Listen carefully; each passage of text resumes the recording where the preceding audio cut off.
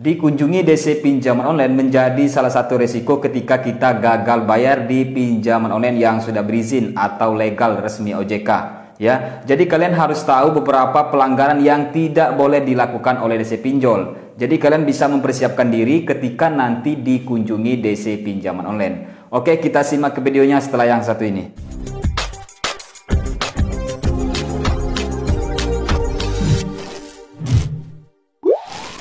Assalamualaikum warahmatullahi wabarakatuh. Selamat datang kembali dengan saya Beng RG. Sebelumnya saya mengucapkan ribuan terima kasih kepada kalian semua yang selalu mensupport channel ini.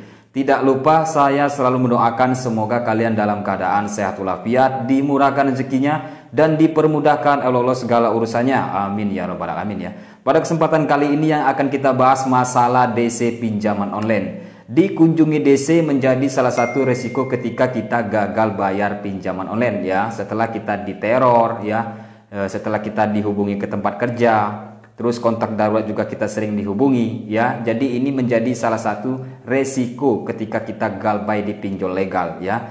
Ketika kita dikunjungi DC itu bukan berarti menjadi kesalahan dari pihak pinjol ya. DC memang tugasnya mereka bertanggung jawab untuk mengunjungi debitur yang one prestasi atau yang belum bisa membayar pinjaman online. Itu bukan suatu kesalahan, perlu kita pahami di sini ya. Dan di sini ketika kita dikunjungi DC ada beberapa pelanggaran yang tidak boleh dilakukan oleh DC pinjol untuk persiapan ya. Ketika nanti kalian dikunjungi DC pinjaman online. Jadi harus kita pahami dulu ya. Jadi jangan di skip dulu. Ini untuk persiapan ya buat kalian nanti ketika dikunjungi DC pinjaman online. Yang pertama, tidak membawa identitas, surat tugas atau tanda pengenal. Jadi nanti kalian minta ID card-nya, minta ditunjukin, minta diperlihatkan. Kalau misalnya mereka nggak mau ya udah nggak usah direspon ya. Nggak usah direspon. Terus yang kedua, datang di luar jam kerja. Menurut saya ini pinjol jam kerjanya itu dari jam 7 hingga jam 8 malam. Jadi jika mereka datang di luar jam kerja, jangan terima kedatangannya ya. Bila perlu disuruh pergi saja, nggak apa-apa. Itu kan hak kalian, rumah kalian. Jadi jangan ditanggapi, disuruh pergi saja karena mereka datang di luar jam kerja ya. Dan yang ketiga, menggunakan kekerasan verbal atau fisik. Ya, jadi kita bisa laporkan. Ingat, kita harus tetap ada bukti-buktinya jika mereka melakukan kekerasan dalam penagihan, ya, bertindak semena-mena, melanggar aturan, ya, itu kita simpan buktinya, bisa kita laporkan ke pihak yang berwajib.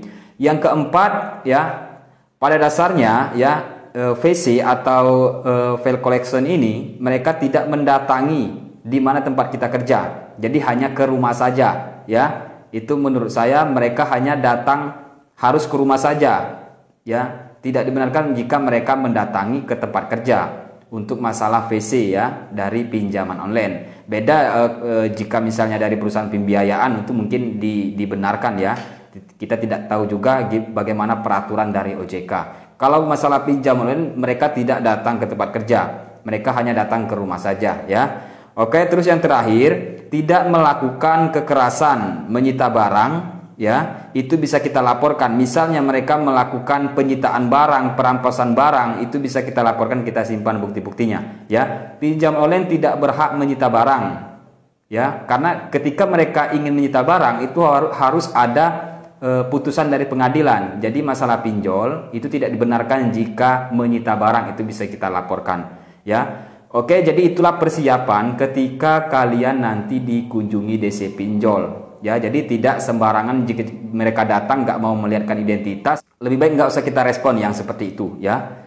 Di sini kan jelas jika mereka ingin memperlihatkan identitas ya, padahal kan nggak susah, tinggal diperlihatkan saja surat tugasnya, ID card-nya ya, jika mereka memang benar-benar dari perusahaannya. Karena ini banyak sekali oknum-oknum yang takutnya nanti kita ditipu ya oleh oknum-oknum yang mengaku-mengaku DC ya, dan mengaku dari perusahaan pinjol, sementara mereka hanyalah penipu yang untuk mengelabui masyarakat ya. Mereka tidak ingin menunjukkan identitas, itu tidak bisa dibenarkan ya. Jadi kita nggak usah percaya jika ada DC yang kunjungan ke rumah mereka tidak memperlihatkan identitas. Itulah beberapa pelanggaran atau beberapa yang harus kita minta ketika DC datang ke rumah. Oke, itu saja yang saya informasikan. Terima kasih.